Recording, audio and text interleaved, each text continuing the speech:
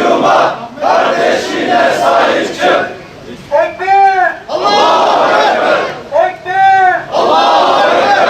Ekber! Allahu Ekber! Tevhid! La ilahe illallah. Zulme karşı omuz omuza! Zulme karşı omuz omuza. Dünyanın sağduyu sahibi kamuoyu harekete geçmek zorundadır. Bu nedenle başta kendi ülkemiz olmak üzere tüm dünya liderlerine açık bir yaşam hakkı ihlali sayılan idamlarla ilgili alınan kararları ve bu konudaki daha duyarlı olmaya davet ediyoruz.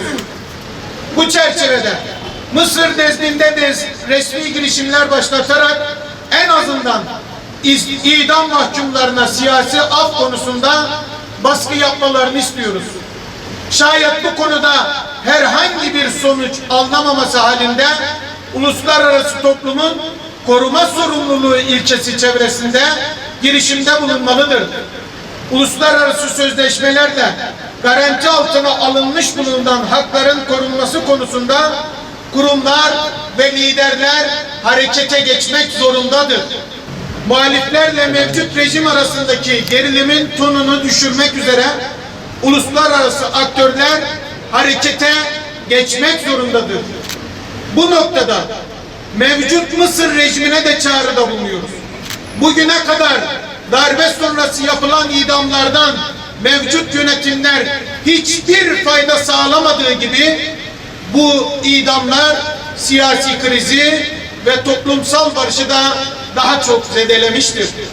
Verilen idam kararları mevcut sistemin de meşrutiyetini sorgulattığı gibi dikta rejimin baskı ve zulümde göstergesi olarak da görülmüştür. Mısır rejimi insan haklarını ayaklar altına alan ve hiçbir hukuki zemini bulunmayan idam kararlarını almaktan ve infaz etmekten derhal vazgeçmek zorundadır. Şu an burada okuduğumuz bu metin bizim insanlığa ortak çağrımızdır. Bu çağrı ile insanlığın ortak vicdani duruşuyla uluslararası kurumları, Birleşmiş Milletleri, İslam İşbirliği Teşkilatı'nı, ülkemizdeki ve tüm dünyadaki vicdan sahiplerini, ülkelerin liderlerini idam kararlarının dünyanın gözü önünde infaz edilmesine karşı idamların durdurulmasına yönelik çaba göstermeye davet ediyoruz. Mısır halkıyla dayanışma platformu. Gaziantep'ten günahkar ellerimizle sana ellerimizi açıyoruz. Ey Rabbimiz, sen ki Ebrehe ordularını yerle bir edersin. Sen ki Firavun'u denizde boğarsın. Bizler şu anda aciz kullarız. Sadece ve sadece elimizden gelen basın açıklaması ve duadır. Amin. Amin ya mu'ine ve selamun alel murselin. Velhamdülillahi Rabbil alemin. El Fatiha.